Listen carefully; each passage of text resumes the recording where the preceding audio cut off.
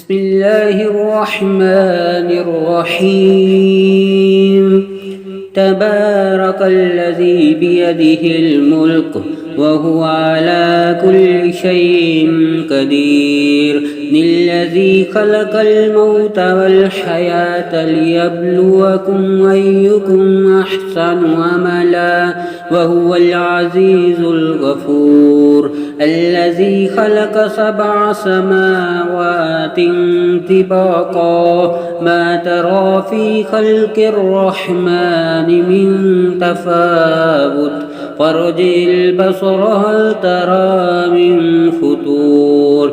ثم ارجع البصر كرتين ينقلب إليك البصر خاسئا وهو حسير ولقد زينا السماء الدنيا بمصابيح وجعلناها رجوما للشياطين وأعتدنا لهم عذاب السعير وللذين كفروا بربهم عذاب جهنم وبئس المصير إذا ألقوا فيها سمعوا لها شهيقا وهي تفور تكاد تميز من الغيظ كلما ألقي فيها فوج سألهم خزنتها ألم يأتكم نذير قالوا بلى قد جاءنا نذير فكذبنا وقلنا ما نزل الله من شيء إن أنتم إلا في ضلال كبير وقالوا لو كنا نسمع أو نعقل ما كنا في أصحاب السعير فاعترفوا بذنبهم فسحقا لأصحاب السعير إن الذين يخشون ربهم بالغيب لهم مغفرة وأجر كبير وأسروا قولكم أو اجهروا به إنه عليم بذات الصدور ألا يعلم من خلق وهو اللطيف الخبير هو الذي جعل لكم الأرض ذلولا فامشوا في مناكبها وكلوا من رزقه وإليه النشور أأمنتم من في السماء أن يخسف بكم الأرض فإذا هي تمور أم أمنتم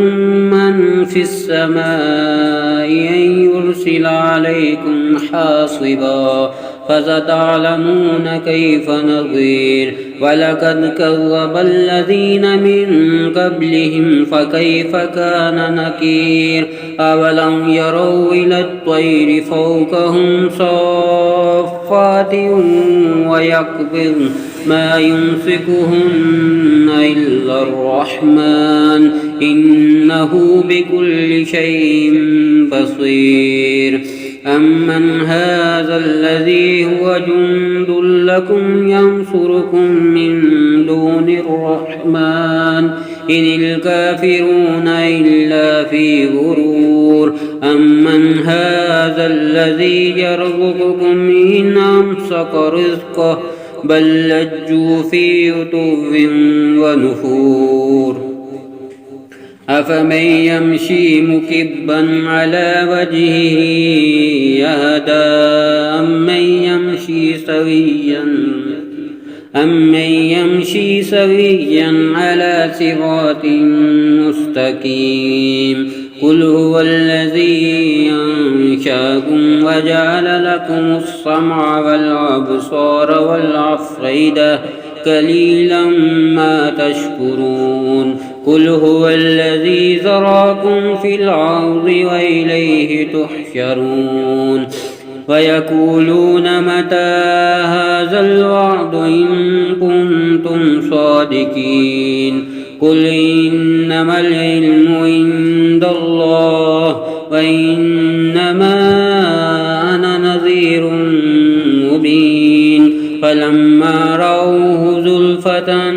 سيئت وجوه الذين كفروا وقيل هذا الذي كنتم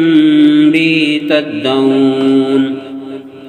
قل أرأيتم إن أهلكني الله ومن معي أو رحمنا فمن يجير الكافرين من عذاب عليم قل هو الرحمن وآمنا به وعليه توكلنا فستعلمون من هو في ضلال مبين قل أرأيتم إن أصبح ماؤكم غورا فمن يأتكم بماء معين